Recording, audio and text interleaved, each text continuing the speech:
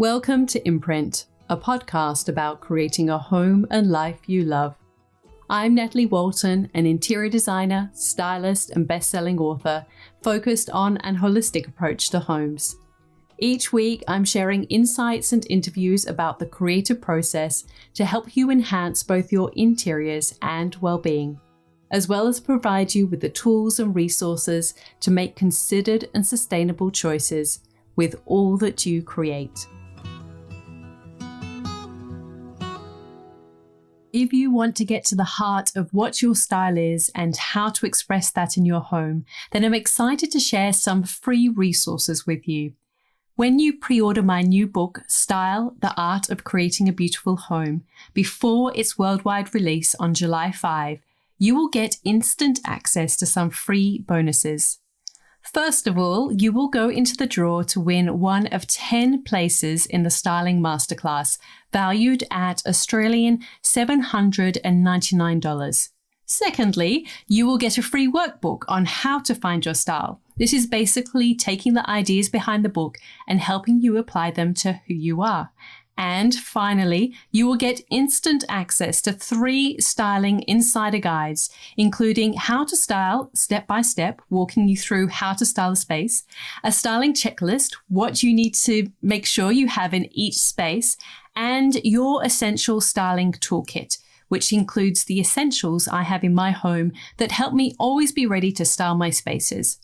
Just a reminder that these free bonuses are only available when you pre-order my new book, Style. All you have to do to claim your bonuses is go to nataliewalton.com/stylebook and enter your receipt or order number from your bookseller, and you will get instant access to the downloads and will automatically go into the draw for the giveaway. You will find all the T's and C's there too. So don't forget to go to nataliewalton.com/stylebook and you will find out where you can pre-order the book and how to collect your bonuses. Hello everyone, I'm excited to share today's interview with Abbie Mellé, an editorial, lifestyle and travel photographer. You may know her work for the features she's shot for Country Style magazine, or recognize her beautiful photography in the book Living Well by Design by Melissa Penfold. Abbie captures stories, people and homes with a soft and simplistic imagery. She has a really beautiful way of capturing light, and her story of taking the plunge to become a photographer is an inspiring one. I hope you enjoy our conversation. Abbie, welcome to the podcast. I am so excited that we've finally been able to make this happen. I know that we sort of tried before pre-pandemic and all of those things, so I'm excited to chat with you today. First of all, can you just, for our listeners, to say a little bit about yourself and who you are and what you do? Just give yourself a basic introduction. Thanks, Natalie, and thank you so much for having me on here. It's always a pleasure, and lovely to finally be able to chat with you. So my name's Abbie Mellé. I'm a photographer working mainly with editorial, lifestyle, and when we used to be able to do it, travel photography. And I've been doing that full time now for 5 years. And yes, it's something I've sort of fallen into in a roundabout way, but which I thoroughly love. It's such a beautiful job to have. All right. Well, let's sort of, I guess, start at the beginning. So can you share a little bit about where you grew up, what kind of child you were? I always think it's interesting to see the threads that kind of go through our lives, and if there was any inkling of this might be the path that you were going down, and also just a little bit about then what you went on to study maybe at school or your interest then post-school. Can you share a little bit about your story? Yes. So I grew up both in Australia and the UK. So my father's British, and when I was about 5 or 6, we moved back to the UK to live closer to his mum. So we spent quite a few years there, and I feel like that was a very formidable sort of years for me. My parents were very big into bringing us into the countryside every weekend. Though we lived in a town, every weekend we'd pack up a thermos and picnic basket. We'd go out and explore the castles, the moors. And my parents were very, bringing us into that situation, then teaching us to see it. So we were always taught to sort of observe, to look. And this, of course, was also pre any mobile phone days. So it was literally us, the countryside, the books we'd bring along. I read a lot as a child. My parents did a lot of photography, so they would always bring their cameras along on those trips, and always encouraged us girls to take photos as well. So Dad would hand us his camera and encourage us to, take photos of what we saw. And I think my first camera I had was this tiny little point and shoot my sister and I both had, which were film cameras in those days too. I was probably at 8 or 9, and I loved it. And I still have photos that I took from those days. And I brought them out the other day. Actually, I was looking through some old files, and there were photos of cottages and roses and gardens and English countryside. And I was like, oh wow, nothing much has changed. Can I just ask you, so were your parents creative at all? I'm just curious about their, sort of encouraging you to sort of take the photos and bring a camera along. Yeah, so my father studied photojournalism in London and was very creative. He did a lot of art and he wrote and painted and took photos. So very artistic and creative.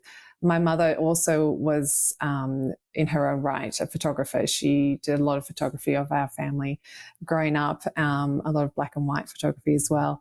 And with her own style and the way she's created the home that we were brought up into, very creative. And she chose to stay home and be a mum to us girls growing up. So she didn't work during those years.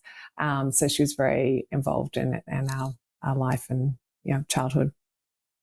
So what about then when you, I guess, you're in those teenage years and maybe starting to think about, what you might do when you leave school? What were your inclinations then? Did you have any sense of what you wanted to do? Because sometimes it can be wildly different to where you end up. Yes. So I continued to have my camera and take photos, but it felt like a job that was quite unattainable in terms of stability, finances, and freelancing. It just didn't feel feasible. So I studied business and finance, and then I actually took a term from that and went and worked with aged care. So I was working with dementia and Alzheimer clients, which I loved, supporting individual clients in their homes for quite a few years, and I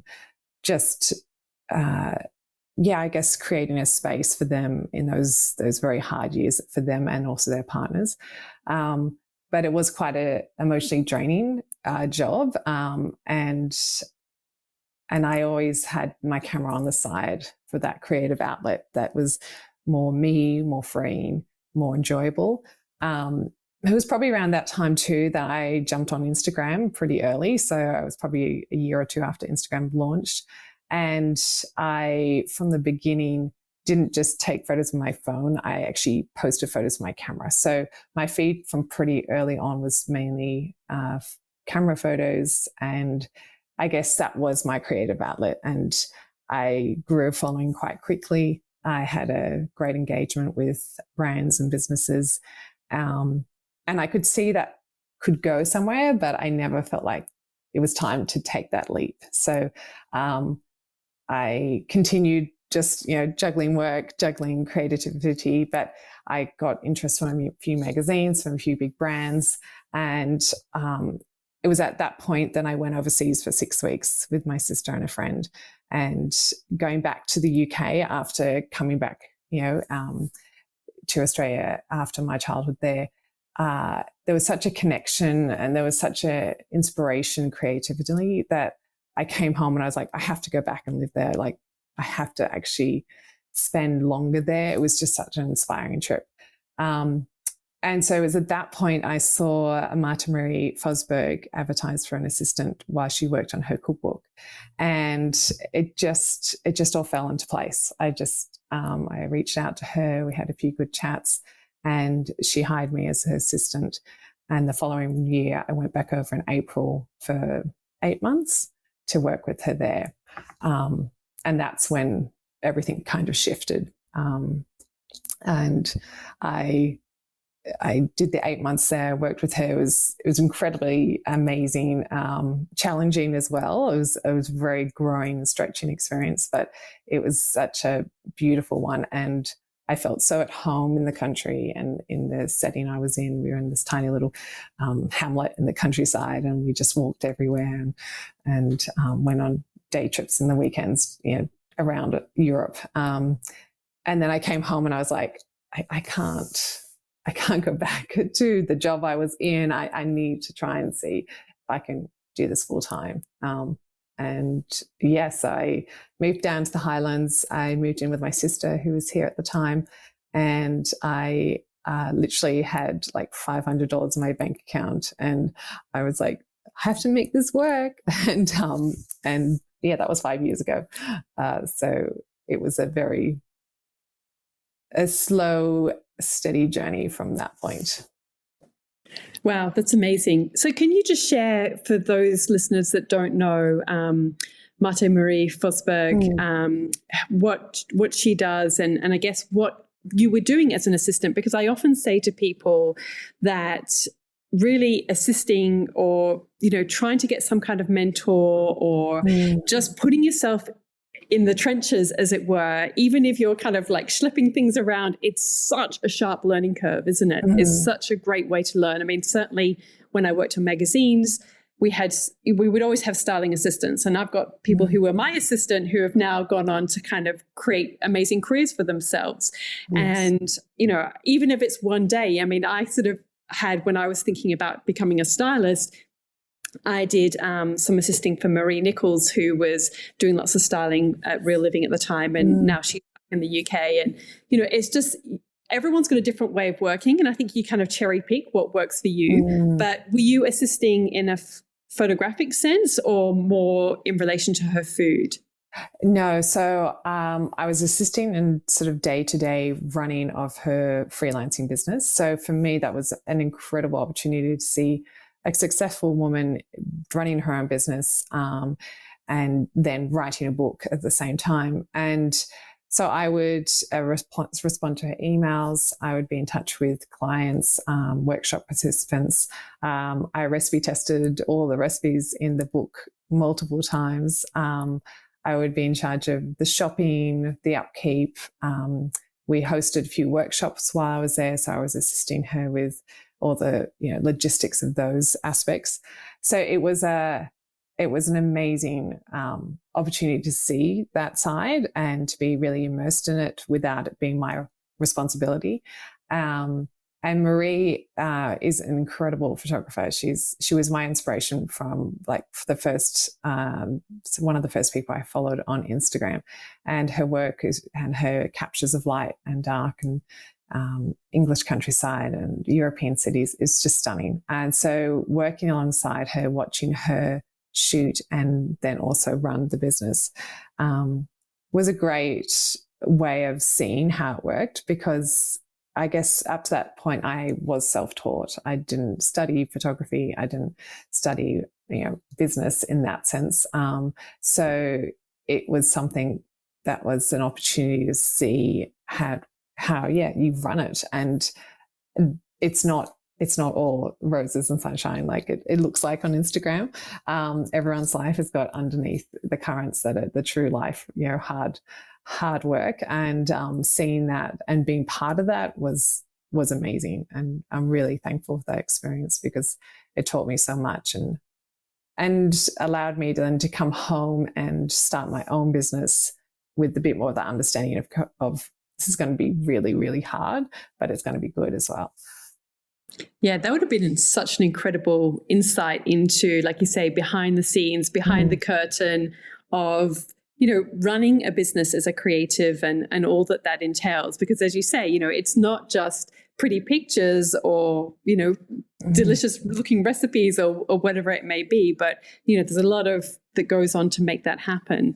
So, okay, you came back then to Australia, decided, okay, I've got to make this happen. So then what was your strategy or approach? Because I think lots of people have, particularly with photography, I think photography is one of those professions that, most people can kind of, certainly now, like you can pick up an iPhone and you can take a photo and I think just through Instagram, so many people have become more conscious of what makes a good photo and maybe have aspirations, but to actually make it happen is something completely different. So then what was your strategy and approach to making it happen? So, I did a lot of like hustling. When I moved to this area, I wasn't familiar with it myself. So initially I worked in a little garden sort of creative space. And that was great to get some contacts. But I also followed a lot of interesting little businesses here. I would reach out to them. I emailed them, hi, I'm new here. I'm a photographer if you need new content. Some got back to me, some didn't. But it was a lot of making things work, like making things happen, rather. It wasn't just waiting for things to fall into my plate. I did have to sort of, I guess, create opportunities, whether that was working for free for someone to get content and a portfolios, images that I knew I wanted to work more of. So I'd always try and look for jobs that I felt like related to me and my style, and then show that quite a lot on Instagram, because Instagram I found was my greatest tool in getting work. It was also at that point that I started working more with Country Style magazine. So just before I went to the UK, Victoria Carey, who was the editor of it back then, reached out to me through Instagram and asked to meet. And that would have to be one of the most, those moments in your career, just like, oh, wow, Victoria Carey wrote to me. And, the Country Style magazine was a magazine I loved forever. And Victoria Carey was such an inspiration. And having her reach out, having noticed my work, she commissioned me a story, which was actually to shoot my brother-in-law and sister's business. And I did that like within a month of coming back from the UK. And that was my first published feature ever in a magazine. And it was just so special to work on that with her and with my sister and her husband. And then they also commissioned me to write and share imagery of my time in the UK, which was also really special. And I guess showing and proving to Victoria that I could work in that area. Like, she took a lot of trust, put a lot of faith in me, because I wasn't experienced. I didn't even know how to send the images to the magazine at that point. It's like, well, what setting, what format, how large do you need them? I was so naive. I hadn't worked at all with publishing. So it was a lot of asking for, I guess, advice from her and others, and faking it till I made it, like literally just going in blind to situations. And, I would be like, I'm happy to do shoots, I'm happy to do features. And she, a few months after I moved here, she sent me on a travel shoot, an assignment for about 3-4 days down the coast. And I took my sister with me, and we shot probably about 4 different stories. And I just came away from that, and it was such a creatively inspiring few days. And I was just like, this is what I want to do. This is what I loved. And I realized that I had to, I guess, those shoots, I worked really, really hard to make sure I overdid the shoot just to prove that I could do it. But the first year and a half were really hard. It was very quiet. It was very slow. My sister paid my rent quite a few times. It was just, I guess, a very gradual increase of exposure and opportunities. So I don't think many people see that, and people see the result of me now having a lot more, I guess, stability with my work and my freelance. But the first 2 years, it was not like that at all. It was hanging on, going, I know this can work. Yeah, I want to make this work. So I'm going to try as much as I can to do that. And of course, magazines generally are published monthly. So you might get one feature. And while it can sometimes seem like, wow, that's, a nice little payment for that particular job. But that job has got to last you either the month, or you've got to get other clients or other work. So I'm curious as to how your style has evolved over the years. And also, as you mentioned, I mean, you've done the travel and you've done, interiors and different homes. Is there one that you feel like you have your heart's in it? It's just like, has that other special place in your heart a little bit more than the others? Because obviously, as you say, like, you love taking photos of nature and flowers and things like that. But as well, like when it comes to clients, sometimes it needs to be maybe interiors or, product or whatever. Can you share, I guess, first of all, about how your style has developed, and then the different types of photography and what you've chosen to pursue, or what you've had to lean more into, or what helps you sustain a career? Yes. So style is, I guess, it was something I told myself from the start that I had to not look at others. So quite a few years, I didn't, like, people would be like, who are you inspired? Who do you love? And yes, I could name a few people, but I also almost deliberately didn't follow a lot of photographers because I felt like I was just comparing my work to theirs, and not in a healthy, good way. Like, it wasn't like, I'm inspired by you, that's amazing. It was like, how can I work and create that image like she is or he is? And I feel like the time in England with Marie was definitely a space where I wasn't shooting for anyone but myself. So I could follow Marie around all these incredible places and have opportunities to photograph them just for myself. And I feel like at that point, I was just shooting for the love of it. And I created this style and this sense of what I love to shoot and how I love to shoot it. It was also at that point that I started editing consistently with the same preset or filter, what people want to describe it as. And I created from a few different presets my own preset on Lightroom. And I'm still using that to this day now. And I use only that preset. And I think that's really been a real key part of creating that style to my editing process, and also to how my images appear. So there's a consistency across my Instagram feed, and has been for quite a few years now, because I'm shooting the same way, I'm editing the same way. And I feel like that's been really helpful for both the client and myself. But it wasn't something that I just fell into and it just all came naturally to me. But I think there is a sense to, when you're shooting and you're not shooting with a client behind you, you can see how you shoot and what you love to shoot. And that's the key part of trying to maintain that when you are shooting, even with other clients. And I'm thankful I'm at a point now where I have clients come to me and they say, we love your work, shoot in your style.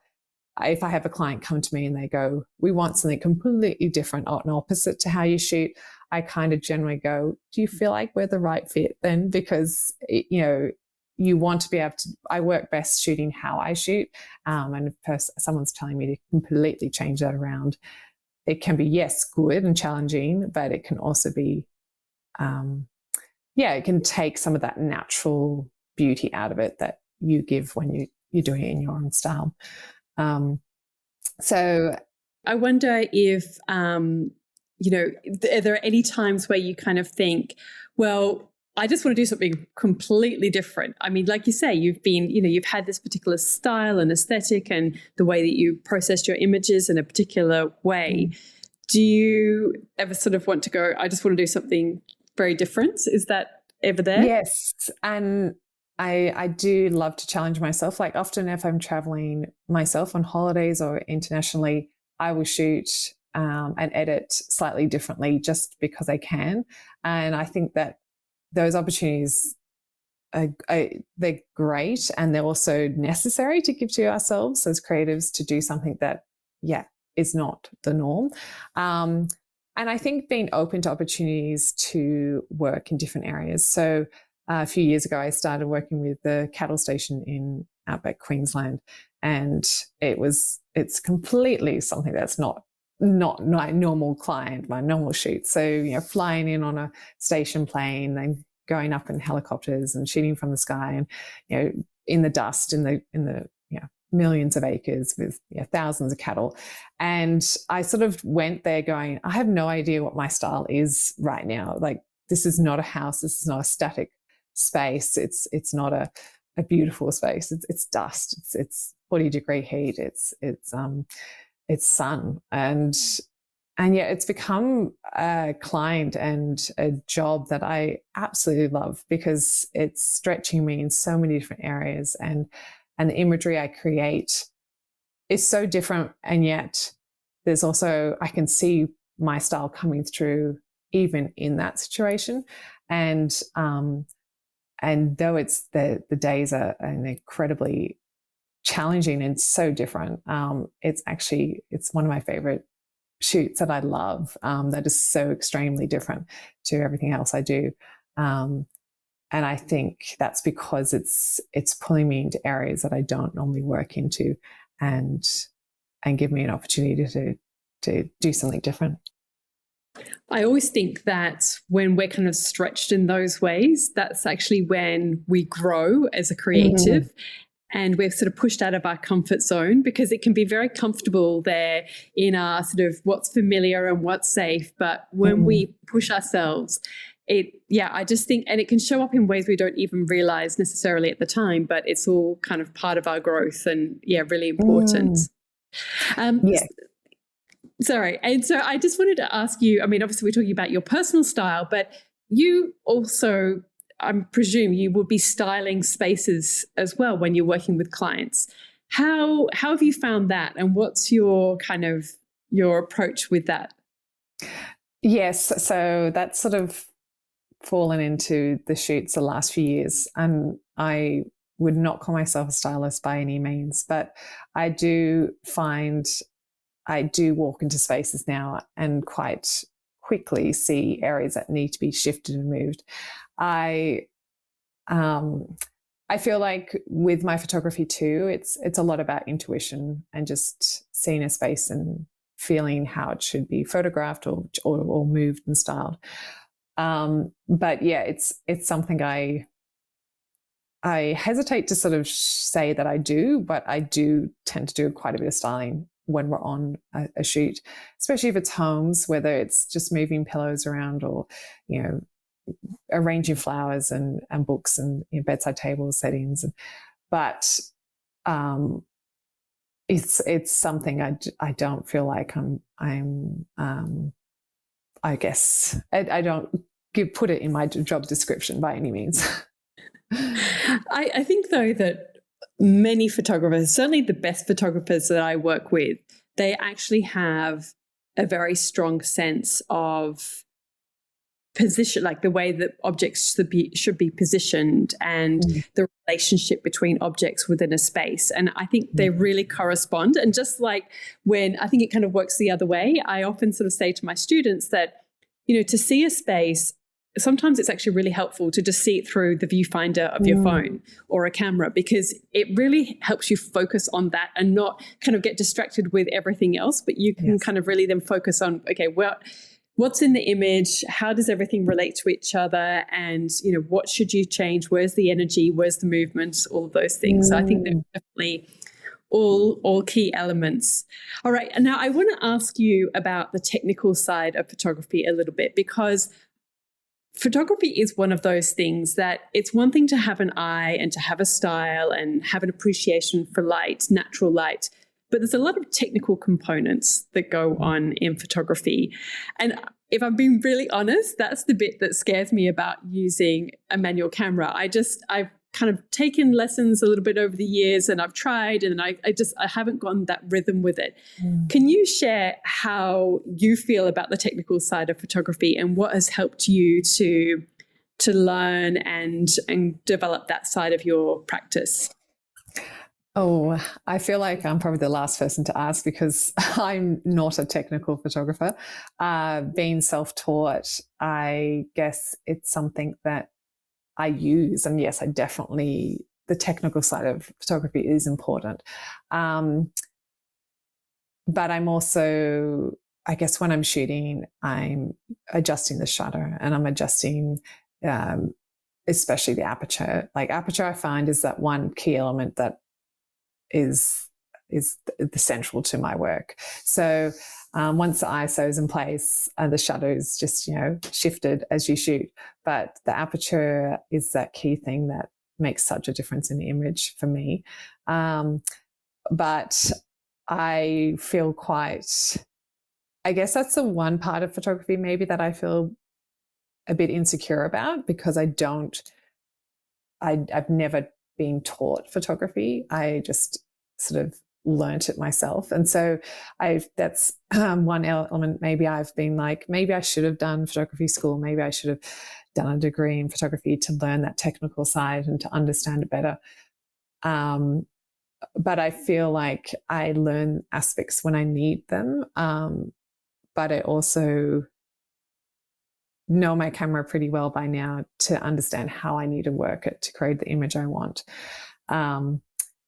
So yes, that probably doesn't answer your question. No, it certainly makes me feel a whole lot better because I'm thinking, well, if you feel like that's not your specialty, your forte, and you still create these beautiful images, and there's hope for me yet. Yes, definitely. Oh no, yes.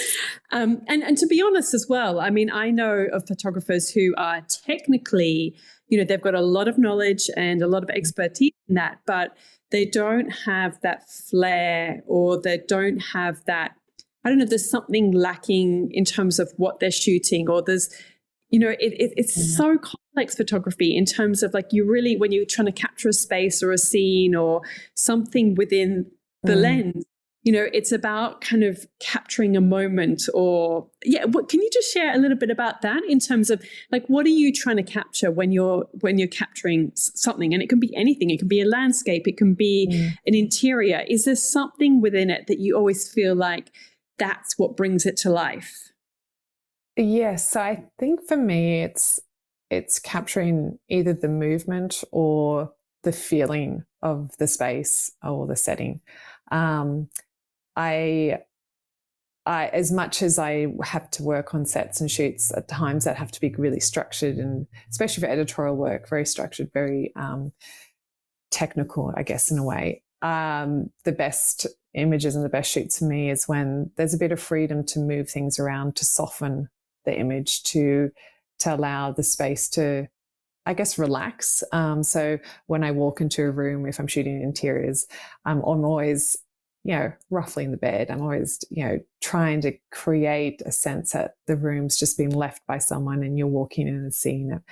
I shoot straight, but I also shoot a lot on angles because I feel like when you seeing something or seeing a room, you're not staring it straight on. You're seeing it at an angle. You're walking around a chair or you're moving with it. And for me, I like to create an image that someone feels like they could just step into or relate to. And I feel like I don't like to pose things. I like things to be quite natural. Even when I'm shooting portraits and people for images, I don't like to make it too staged. And I don't know how that's done sometimes. I just come into a setting and I'm like, no, this has to be moved. I don't know what it is, but something's off here. It has to be softened. It has to be gentle. And that's also working with light and working with people. So making sure you're not just coming into a setting and going, okay, we have to get the shot done now. Like giving your relationship to the client also space to grow and to develop and, have a bit more relaxed time with them rather than just going, we need to get this photo done right now.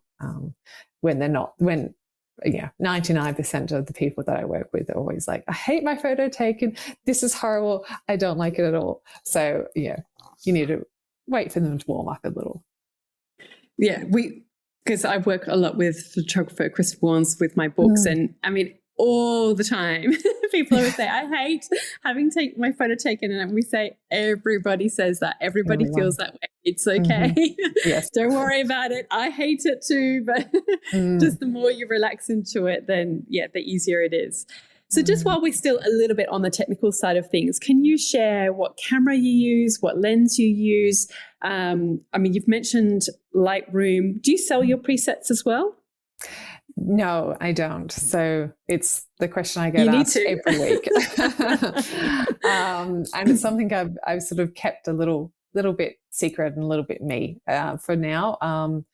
I feel like it's quite central to my work and who I am and my style. So I like to keep it my own. Fair enough. Yes, so right now I'm shooting with Canon. So I'm in the middle of making a transition to either a higher level model or a mirrorless. So it's something it's happening this year, but I'm just still trying to work out which one. Sorry, can I just interrupt there? So yes. Can you, because when you say mirrorless, my son, of all things, I'm now getting to the point where my son's teaching me things.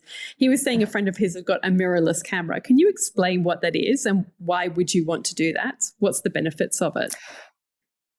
So I'm not completely sure myself. I'm still learning, and I'm going to be hiring a few different models to experiment and see. And not being a technical photographer, it's something that I need to research more to understand better. But that's a great idea, though, like to hire different cameras, and there's lots of photography hire places. A really, really good suggestion, actually. Yes, so I would definitely suggest hiring just for a week or a few days, whatever suits.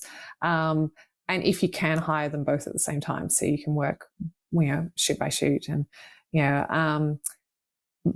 lenses. So I work and love my 50mm lens, probably the most. It's my favorite. And I shoot with it every shoot and every job I use.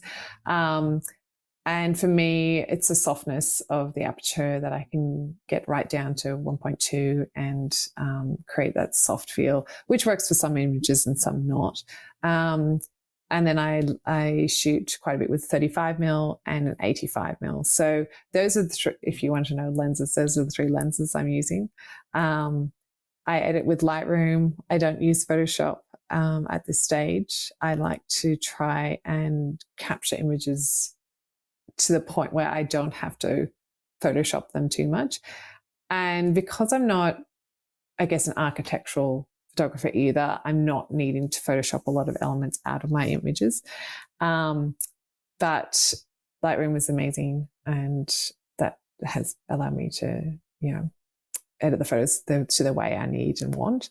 So I travel quite light. I try and, I guess, just as I like to shoot quite soft light images, I like to travel quite lightly with my cameras. And I sometimes rock up to shoots and people are like, let me help you grab all your gear. And I'm like, no, this is me. This is it. So I use tripods, especially for editorial work.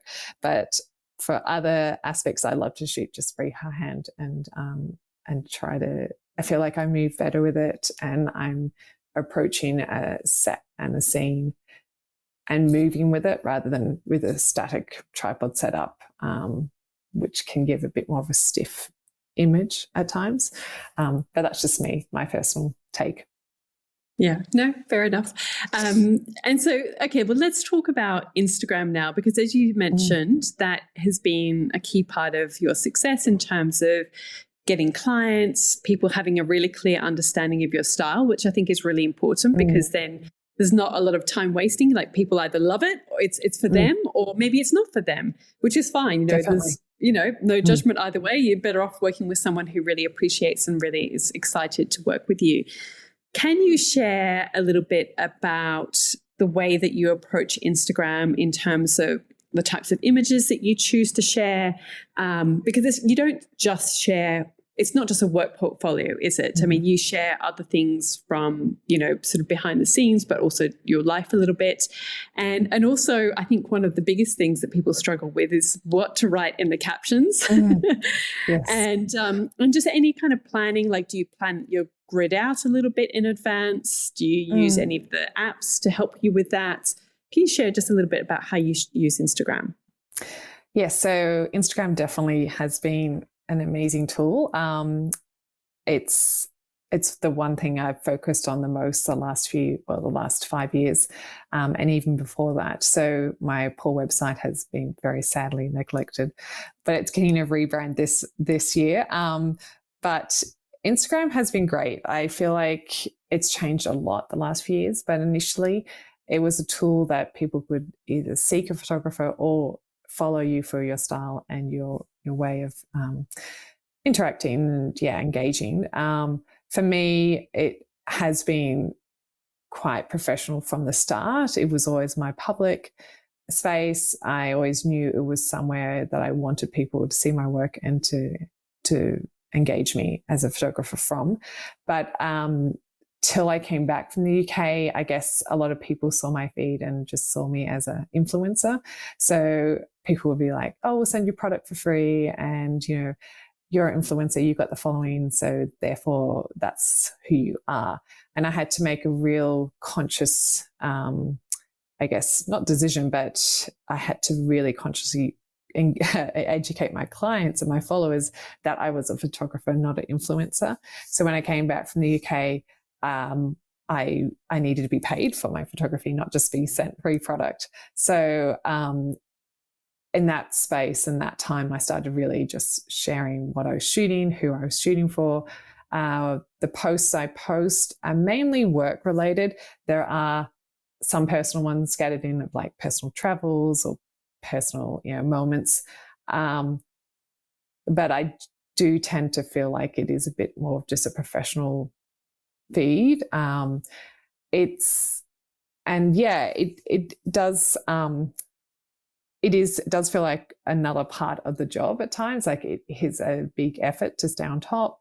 I find stories, people love stories, and so I share a lot more on stories and behind the scenes and little moments so they don't share on my feed. And at times it's felt like a burden because I need to stay on top, I need to engage, I need to work with it. But I never complain because it has been an amazing opportunity, to engage with people and to get some amazing clients as well. I tend to have about 5 to 10 images lined up that I know can fit into my feed, that I'd like to share, whether that's shoots or personal things. I don't use apps or scheduling apps because I find that hinders engagement when you schedule. So I tend to try and share on stories every day, every few days, and post maybe lately it's been 1 to 3 times a week, but that varies. And what about when it comes to sort of writing the captions? How do you find that?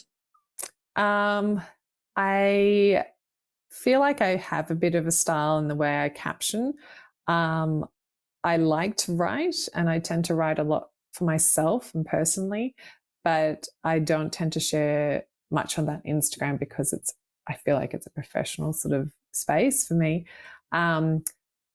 But I guess I just like to try and share how I was feeling when I was shooting that shoot, or what that shoot meant to me, or what that moment meant to me. But it does take time. It's a conscious, okay, I should sit down now and write some words for Instagram rather than I'm just going to post this photo and here's a few lines. It actually is a conscious decision to make that happen. Yeah, I feel, I mean, I've been on Instagram for, I don't know, it feels like forever. Yes. But it just feels so challenging these days that like everything has to be meaningful, or, because sometimes like I have, something and I feel like, oh, look at that, looks really beautiful. But you just can't, I feel like you can't even just say that anymore. Like it's sort of, I don't know. It's been really interesting to see what happens with Instagram, I think, over the next year or two, because I feel that people are very fatigued in general, just because the way that they've created the algorithm, it feels like they're kind of making people jump through hoops that you have to be on stories and you have to be doing this and, all of these things. And I don't know, like I think they're almost shooting themselves in the foot a little bit and taking the joy out of it, which was, why so many people joined in the first place. So anyway, we'll see. That's a little bit of a tangent, but yes. I wanted to also ask you about workshops, because I know that you have done some in the past, and obviously with Marie, that was one of the things that you were involved with. Why do you do them, and what have you learnt about doing them? What do you enjoy about doing them? Can you just sort of share a little bit of an insight into that? Yes. So I do tend to get asked that a lot too for workshops. And the last few years when I've done them, they were just, I guess, the first year of COVID. I think we did 2 when we were all out for a little stage. And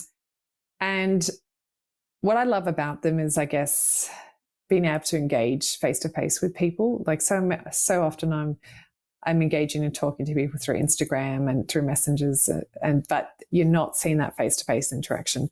And for me, I guess the way I share and teach photography is very much visual rather than, as we said, technical.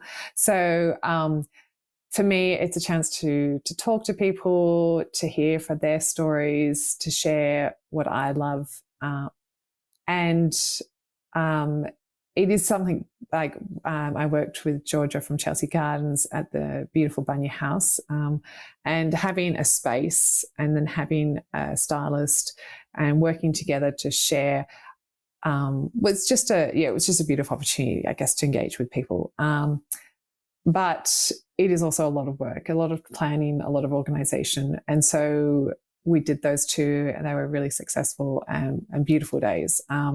But I haven't planned any for this year because also COVID, it's just been hard. But I do get asked a fair bit. So I guess it's finding the right space. It's finding another person to work on the team with you, so that it's not just yourself.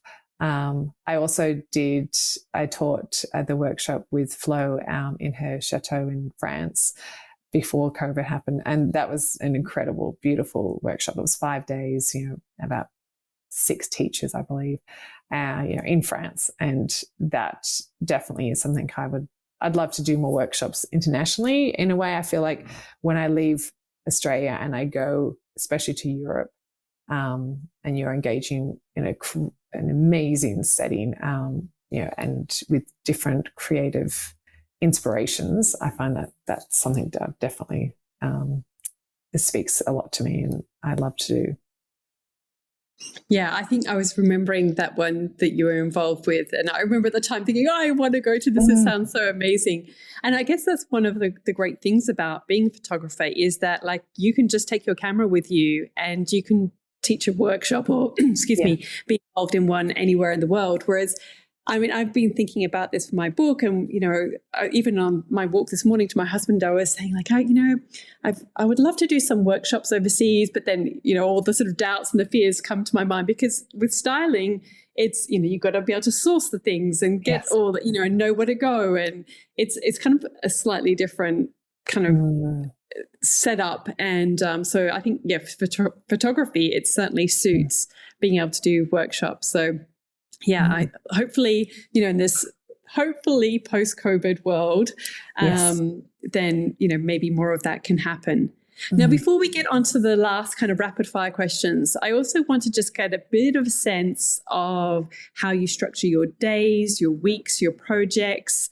How often are you shooting versus sort of editing? What's a kind of, I know that with photography, it varies a lot, but can you give us a bit of a sense of like your average day or week? Can you just share a bit of an insight into the photographer's life?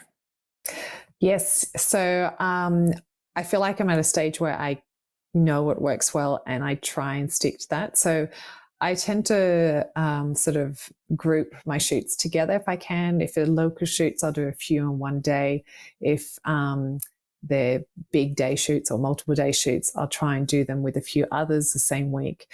And then I block out the week after to edit. And I feel like that works well for me because I'm in a role when I'm on a shoot and you're going out every day and you've got your cameras and you've got you're charging and you're editing on the go. But then I can come home and really get stuck into the editing cave, which has its benefits. I feel like I used to like shoot maybe 2-3 times a week and edit the days in between.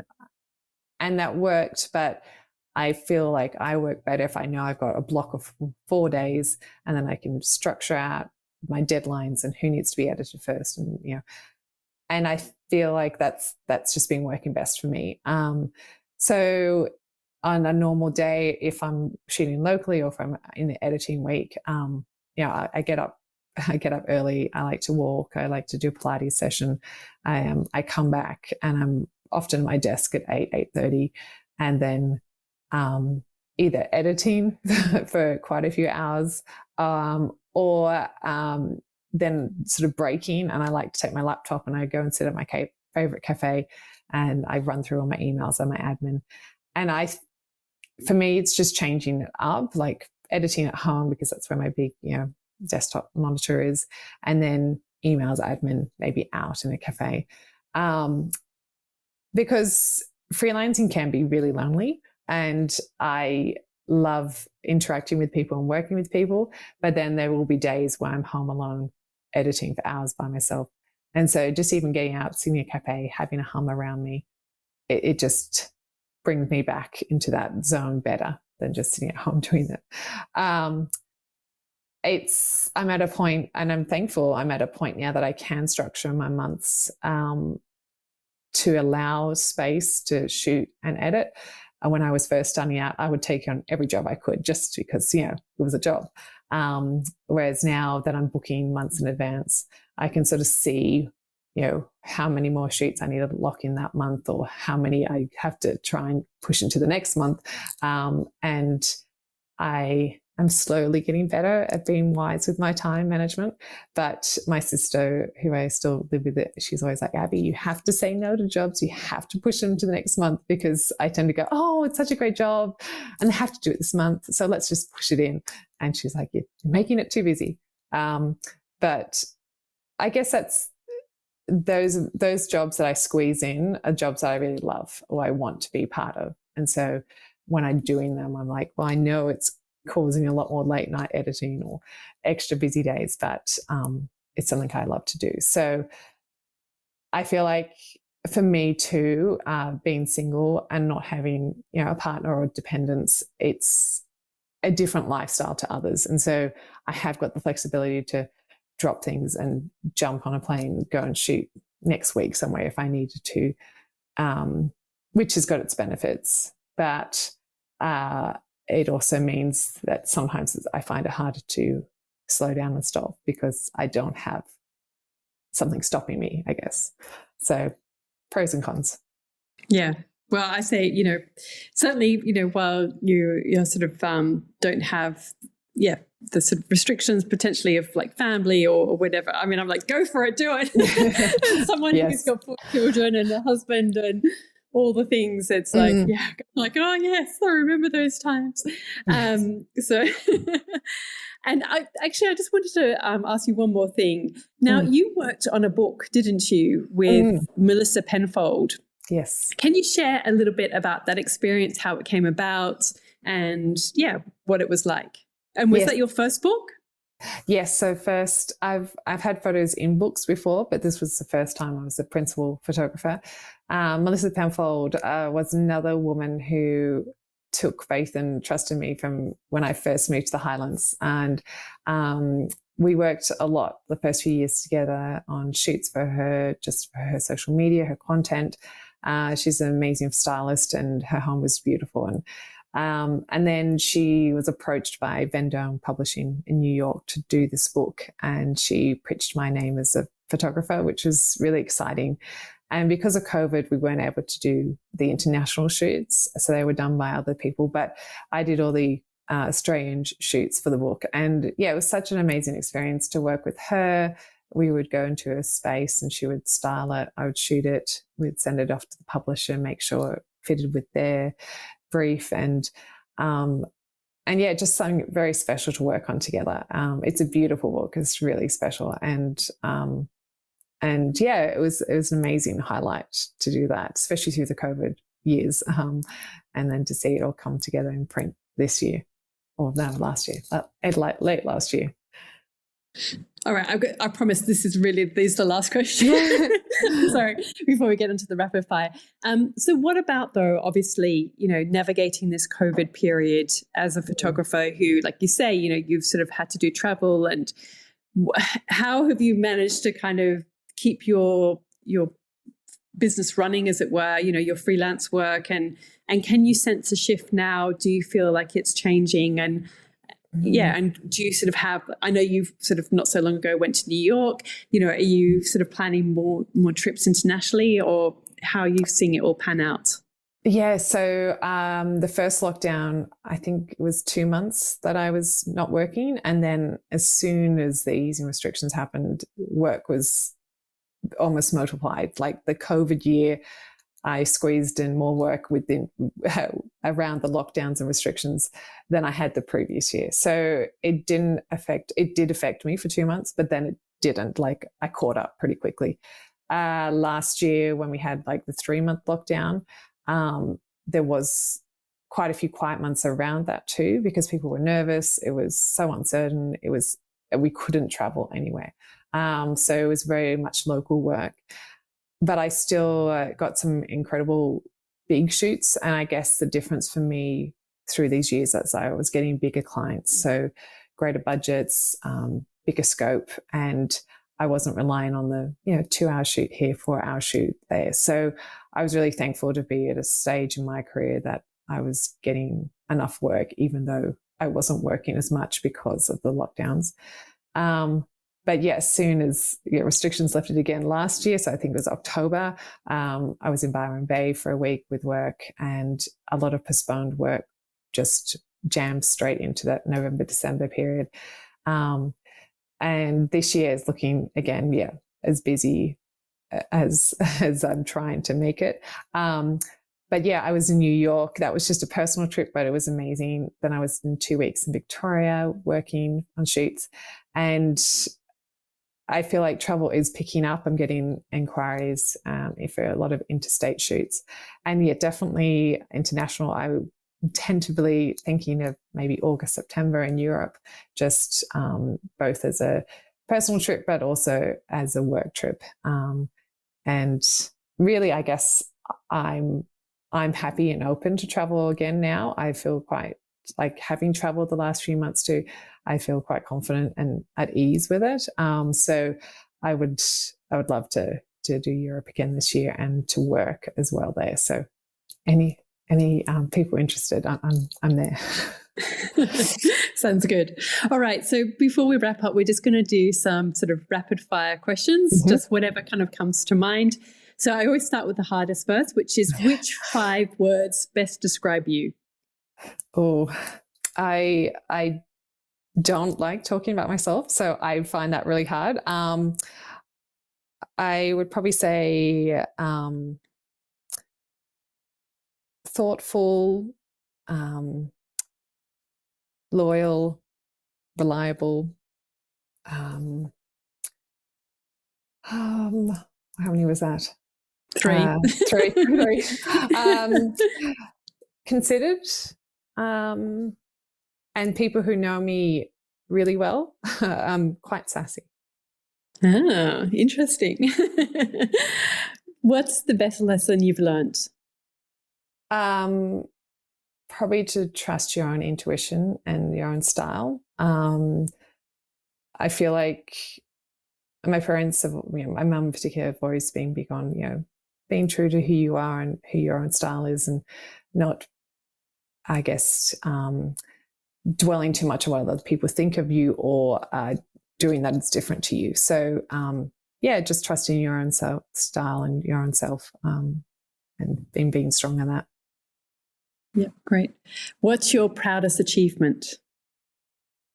I think there's been a lot of little achievements that have felt really big for me, just personally or in my career. Working with Melissa on her book was definitely an amazing one. And just the work I've done with Country Styles, particularly when Victoria Carey was editor, those first few features, they were they were really special moments. And I think some of the photos and the work I've loved the most are moments that were so unexpected, like working with the cattle station in Queensland. Some of the images I've taken there, I'm really proud of and love, because they're just so different, and so they came out of such challenging experiences. What's been one of your best decisions? So the first year I was living here, and it was very slow and very hard. I was offered a full-time, very good 9-to-5 job, and my parents were like, very, carefully, but like, oh, Abbie, maybe you should consider this, and this would be good. And yeah, it was definitely a moment I knew if I decided to do that, photography would always be something on the side. And but it was also very tempting. Like I wasn't getting much work, and I was doubting a lot myself, my work and my style. And I was like, if I just take this job, it's reliability, it's structure, it's good. But I turned it down and kept struggling for the next 6 months or 12 months. But that was the best decision I made, to do that, because it allowed me to push and to be challenged in good ways, and then now get to this point where I'm working and it's a stable freelance job, as much as that can be. No, great. Who inspires you? Probably as cliche as it is, it's my family. So my parents have raised me and my sisters in such an amazing way, and given us such a incredible work ethic and life view. So they're very inspiring to me and my sisters. Very, very close, and I'm always seeing them. Half of them are mums with little children, but still, creatively working in different pursuits. And they're my greatest supporters and encouragement. And so I'm always inspired by them and talking to them. What are you passionate about besides photography? Oh, I love interacting with people. So I really feel passionate about rest times as well as work times. So trying to have a balance between my work and my professional work. And it's often quite loud and busy and on display at times. And so I really am passionate about switching off and having time for family, for friends, engaging with others and listening to their stories, and that creeps back into them. Photography, capturing images that really share that story of people and allow others to see their life in a way that they feel it, but they might not see it in a visual sense. So, probably that. That's beautiful. What dream do you still want to fulfill? I'd love to do my own book one day. So write and photograph something. I'm not sure what yet. It's sort of a vague idea, but it's definitely something I'd love to do. And I have so many images that I just stored and filed, and even like writings, and I just feel like I'd love to compile them into a book and create something, but just hasn't been the right time yet. But one day that, and probably spend more time overseas. I'd love to do a bit of a sort of 6 months there, 6 months there, here, sort of have a sort of a crossover. That'd be amazing. This is not one of the rapid fire questions, but do you enjoy writing? Because you said obviously when you started doing some of the work for Country Style, sometimes you would write the articles as well. Is that something that you enjoy, or some people find writing excruciating? I'm just kind of curious where you sit. No, I love writing. I journal a lot, just personally, and I've always loved writing, but I've never, I guess, had a reason to share that, and so that is something I'd definitely like to do more of. If it presented itself. And I don't think you answered my question, so I am going to come back to this one about, because you say in your book, and it could obviously go one of many different directions. But I mean, is there like a particular subject that you enjoy photographing more than others, or that has like a special place in your heart? I think because I asked you about 3 questions in one, so yes, I feel like lately I've been realizing it's the journey. So it's either travel, like experiencing a place and photographing it. When I was in New York, it was just for myself personally, but just capturing things and moments that meant something to me. And I think in terms of shoots, that would be stories. Like I've been working quite a bit, Grazie, her magazine, which is promoting women on the land in Australia. And I go out to their properties, and you jump on the ute and you go around the farm and you see what they're working with, and just capturing them in that moment. Nothing staged. It's very raw. It's very real. And I love that work. I love those shoots. And I've realized the last year I've learnt more from, I do a lot of interior shooting. But I'm loving the stories I'm working on instead with magazines, editorial work. So a bit more of that, and a bit more of like branding, fashion photography. I'd love to do a bit more of that in terms of experimenting with different styles. And like R.M. Williams and Country Road have done beautiful campaigns lately, and they're out in the fields and they're out in the paddocks, and that kind of imagery of, they're selling a brand, they're selling clothing, but it's just done in such a beautiful way. Those sort of images I'd love to do more of too. Yeah, no, it's I love all that too. You can get so excited about it, which is really nice. So what are you reading at the moment? What's on your books bedside table? Yes. I always have a bunch of books. I listen to books. I read books. I love reading. One of light, it's kind of light, a book I'm reading with book club, actually. So we have a book club, is Extremely Loud and Incredibly Close. So that's been fun. And I'm also reading one by Anne Voskamp called Waymaker. So that's also good. Interesting. And what are you listening to? Do you listen to podcasts or music while you edit? Or Yes, a lot of podcasts. I listened to one the other day on Process, the podcast, and it was with the photographer George Antoni, and he's an Australian photographer, has done a lot of work with different brands, and just his journey and his process, and that was really fascinating. I really enjoyed that one. I haven't heard of that one. I'll have to check it out. And what piece of advice would you give to your younger self? Good things take time. It's a process. It really is a journey. Every element of life is a journey. And I think not just observing people's lives and seeing, as we all see, the highlight reel, but understanding that there's a lot of hard work and a lot of perseverance and determination to reach a spot where you want to be. So it's going to take time, but that's okay, because you learn through those moments the best. Yeah. Beautiful. Well, thank you so much, Abbie, for joining me today. I've loved learning a bit more about your journey and your process, and thank you for sharing all your little insights as well. So, it's been wonderful. Thank you, Natalie. It's been lovely. All of the links and info for this episode are at nataliewalton.com/podcast. Don't forget to subscribe so that you can get a direct download of the latest episode. And I really appreciate when you take a minute to rate and review, as well as share the love with someone you know who might benefit from this episode, or on social media.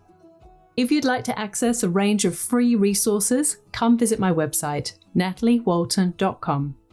Thank you to Jaeger Media for producing this podcast. And I would also like to acknowledge the people of the Bundjalung Nation where it was recorded, and pay my respects to elders past, present, and emerging. I look forward to connecting again soon. I'm Natalie Walton, and you've been listening to Imprint.